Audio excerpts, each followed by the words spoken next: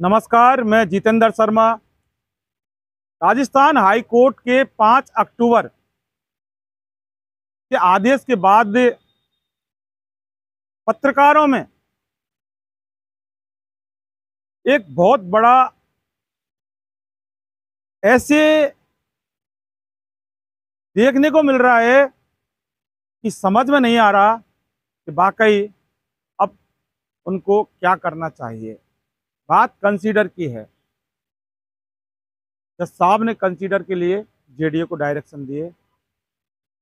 अब बात प्लॉट की हो रही है।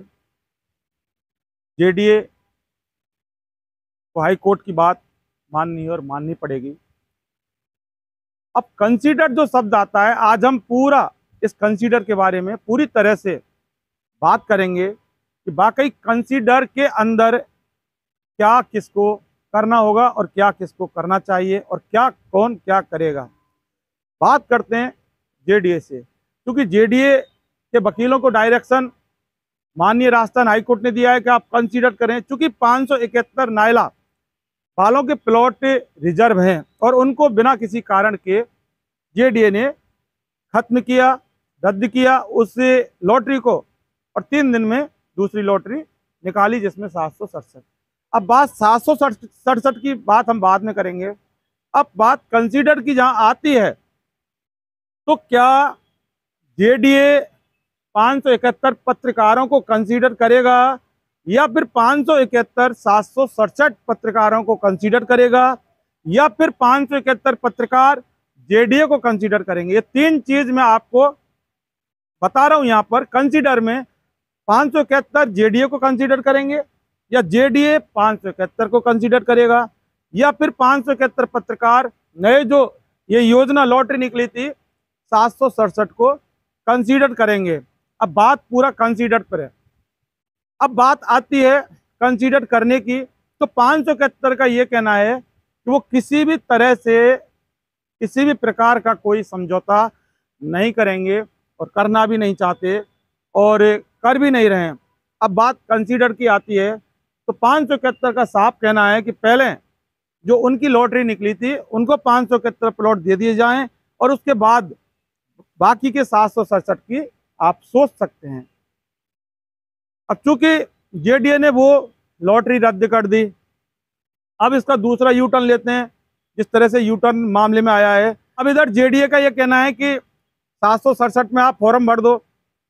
अब 571 इस पर पूरी तरह से इसलिए अड़े हुए हैं। और देखो जो बात है लॉजिकली कि 571 में से कुछ पत्रकार दिवंगत हो चुके, यानी कि इस दुनिया में नहीं रहे। तो सवाल ये है कि नई योजना में भरने से क्या उनके परिवार को या उनकी पत्नियों को सरकार पत्रकार कोटे में प्लॉट देगी? बिल्कुल नहीं देगी। ये सबसे बड़ा एक पहलू है। सरकार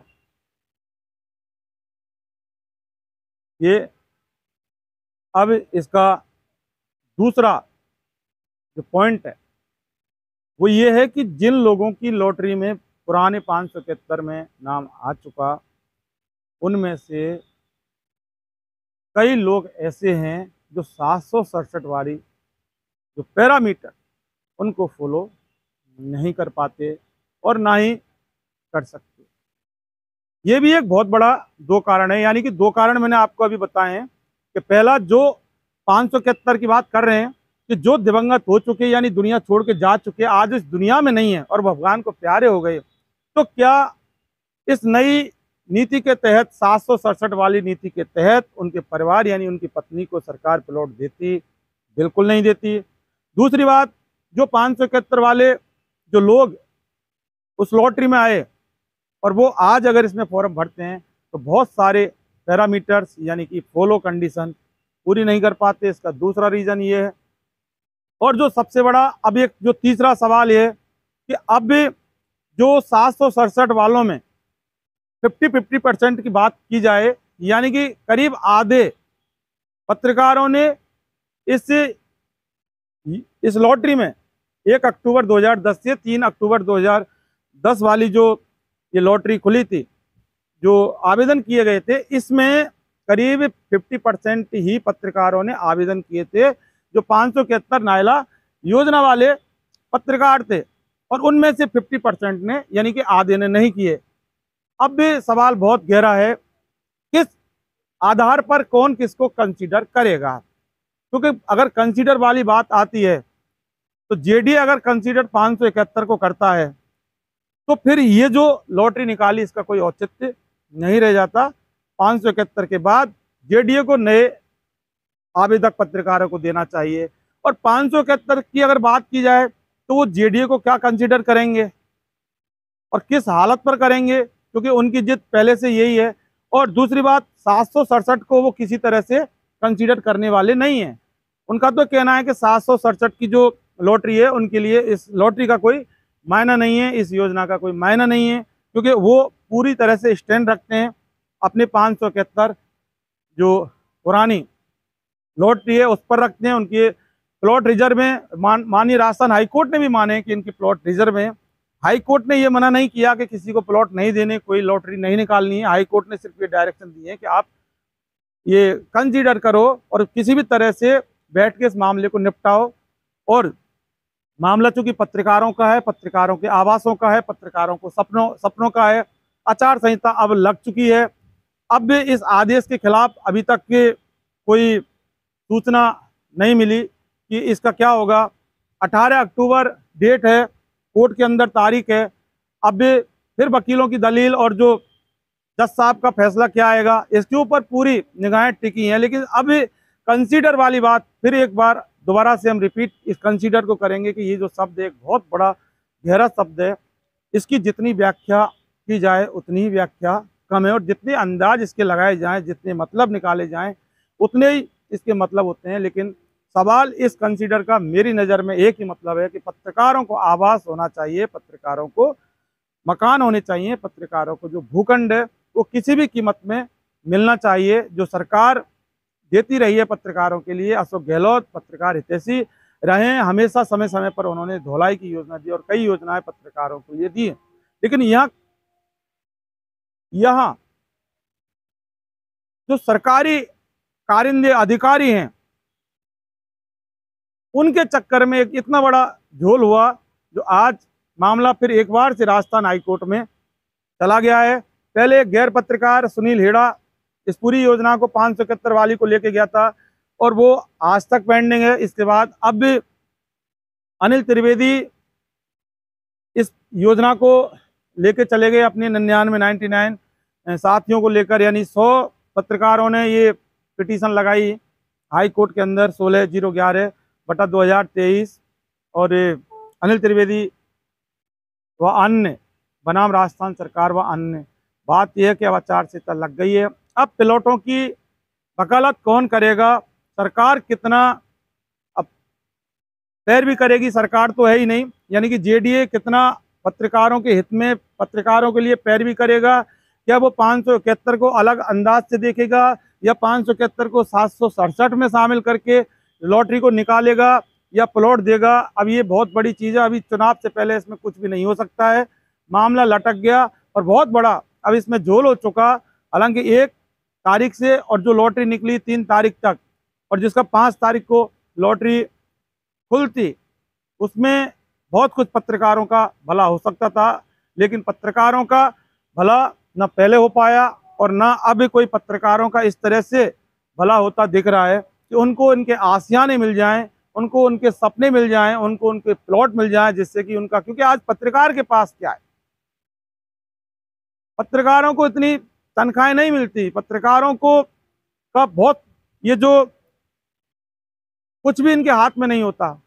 पूरे जीवन भर पत्रकार एक काम करता है और जनता और सरकार के बीच सेतु का काम करता है, और उसको अगर रियायती दर पर सरकार एक छत देती है, भूखंड देती है, उसको प्लॉट देती है, वही उसकी एक पूरे जीवन भर की कमाई होती है और वही उसके परिजनों की कमाई होती है और वही उसका सब कुछ, सबसे बड़ा जो दौलत कहते हैं वही होता है। लेकिन आज उस दौलत पर कुठाराघात हुआ, उन सपनों पर कुठाराघात हुआ।